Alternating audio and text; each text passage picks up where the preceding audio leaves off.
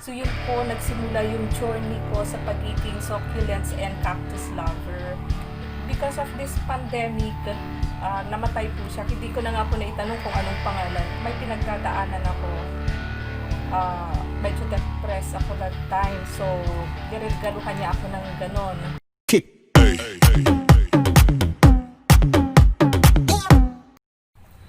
Hi everyone! Welcome back to my channel. This is Glenda Ganzon.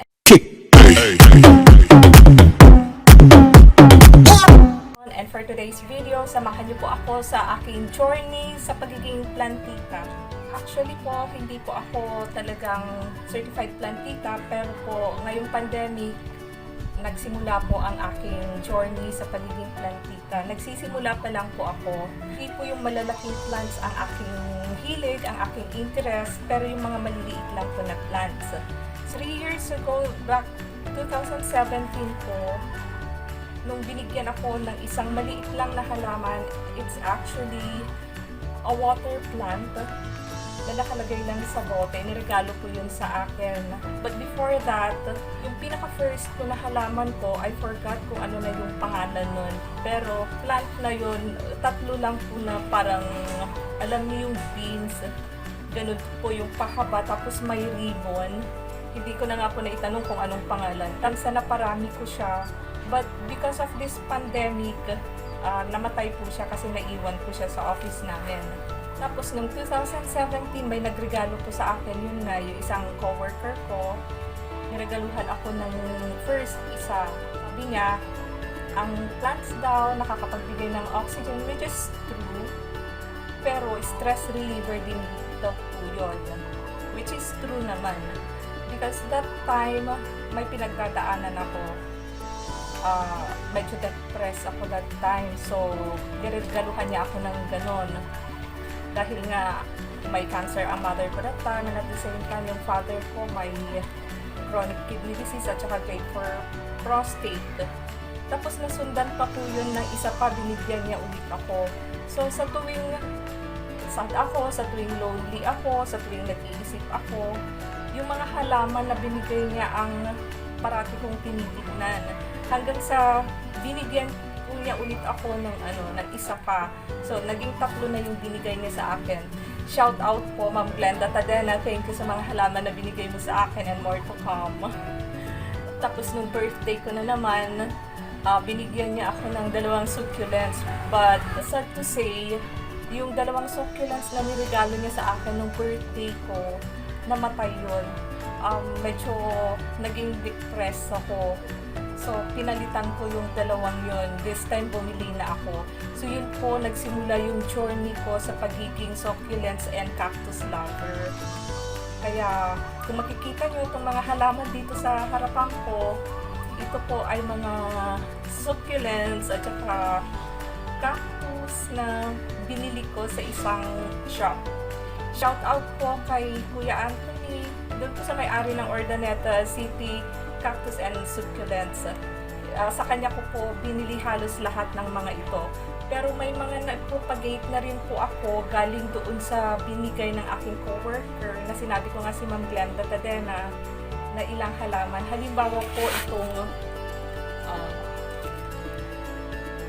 monstera po na to galing po sa kanya. So, may tumubo siyang stem na ganon. Kaya, pinutol ko yung isang tubo ng stem at nilagay ko nga po dito sa ng tubig lang po ito. You can see, wala pa po akong pots. Mostly na nandito, mga nakabote lang po ng bote ng palaman namin. Tub na pinagkainan ng spaghetti. Tapos ito lang po yung sa fish pot na meron ako. So, ang ginawa ko po, parang nag-panic buying ako. 2 beses akong nag-panic buying. Actually, yung iba nandoon. Pero ito yung mga binili ko na mga succulents at saka cactus.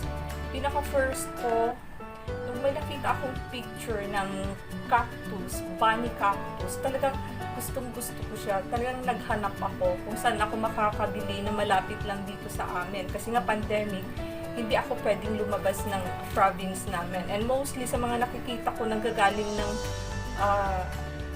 Mountain Province, Cordillera, Baguio. Doon po marami kasing nagtitinda ng mga succulents. Buti na lang, may nakita ako sa marketplace. Yun nga, malapit lang sa amin, isang 1 town away lang. Ang first na nabili ko na cactus ay yung bunny kasi nga yun ang talagang kinahihiligan ko. Actually po, nung binili ko ito, dalawa po siya, dalawang sanga. Pero pinaghiwalay ko po sila. Yung isang sanga, nilagay ko po dito. Tapos, yung soil niya, wala po kasi akong nabibili ng mga soil, yung pang-succulent na soil. Kaya, ginawa ko yung original soil nung binili ko siya, tapos nilipat ko lang po siya dito. Dito yung isa. Pero ang gamit ko, yung garden soil na nandoon sa cellophane niya nung binili ko. Tapos may binili rin po ako doon sa Ace Hardware na potting mix. Yun lang po yung dinagdag ko. And so far, nag-survive naman po siya kahit hindi succulents and soil yung gamit ko na pumice. So, 1 month na po itong dalawang ito sa akin. Ang mga kasabay po niya na binili ko noon ay yung rose cabbage at saka itong isang black prince. Actually, dalawang black prince po ito, mga baby black prince. Tapos ito, hindi ko alam. Nakalimutan kong tanungin kung ano ang pangalan. Basta nakitan ako na hindi daw lumalaki ito. Hanggang ganyan na lang. Nung nabili ko, maganda ang itsura niya, paganyan pa. Pero siguro hindi pa ako ganun ka professional sa pag-aalaga ng mga cactus and succulents. Kaya medyo lumantay na po siya. Tapos yun na ako, unti-unti akong nag-order ng mga succulents and cactus potting mix. So, isa po sa mga nabili ko ay ito, 80% pumice and 20% organic soil. Basta mix na po ito. 5-in-1. Nabili ko po siya ng 50 pesos per ganito. Ayan po siya, yung nabili ko sa Lazada. Isa pa pong klase, ito po, 5-in-1, oilless potting mix for cacti and succulents.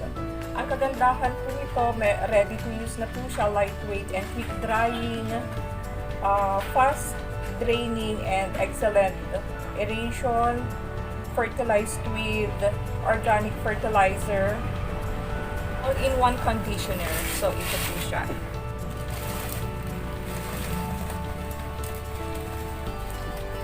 Hindi na rin po ako ng ito, mga maliit na, hindi ko alam pa yung tawag dito, pebbles, but assorted Mindanao.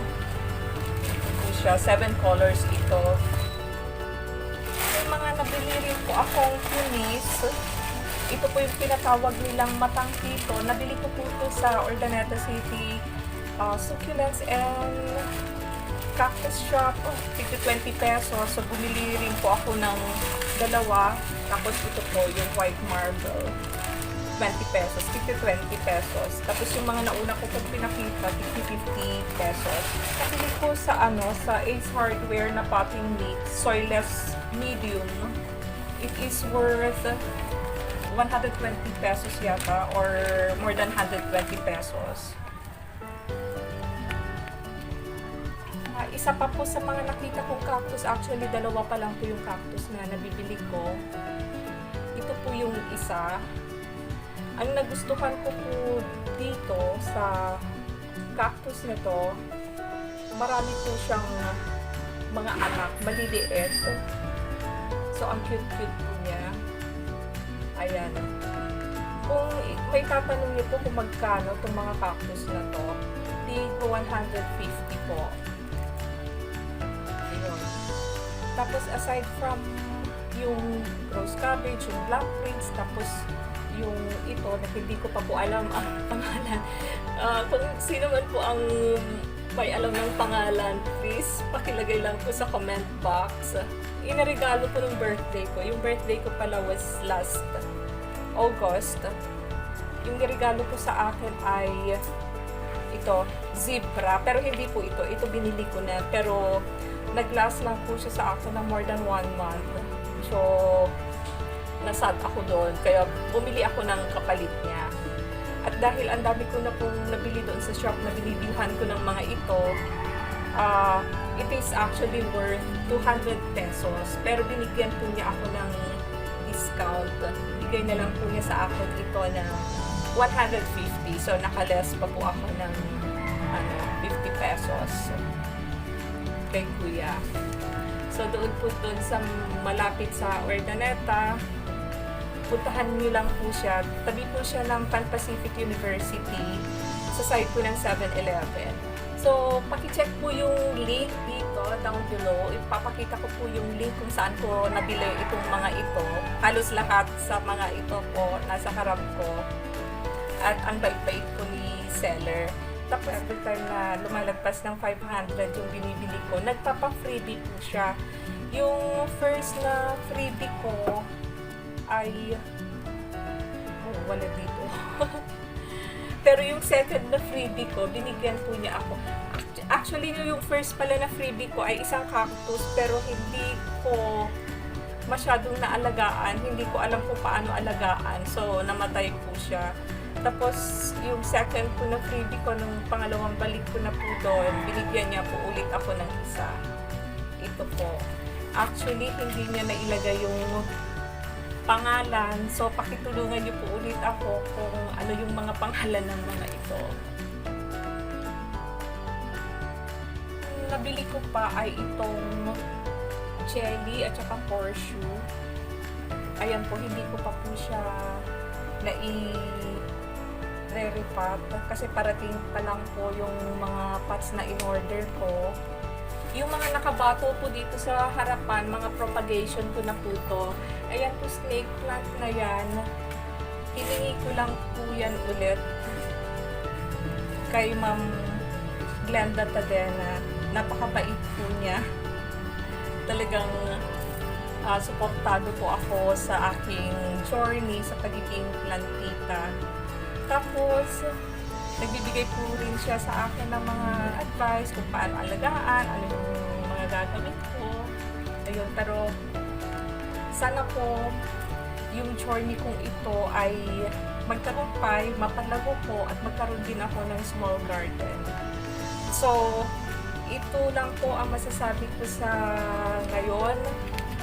Abangan nyo po yung mga susunod ko pang videos sa pagiging plantita. Siguro sasabihin ko kasi may nabasa akong article na yung mga 7 lucky plants this 2021.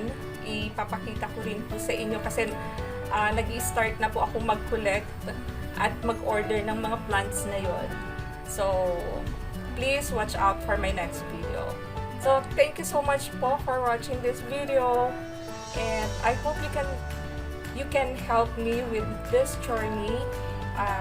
Kung may advice po kayo sa akin, paki-comment lang po doon sa comment box down below. And once again, thank you so much for watching. If you're not yet subscribed to my channel, please do consider subscribing. Click the notification button down below so that you'll be updated with my new videos. And bye for now!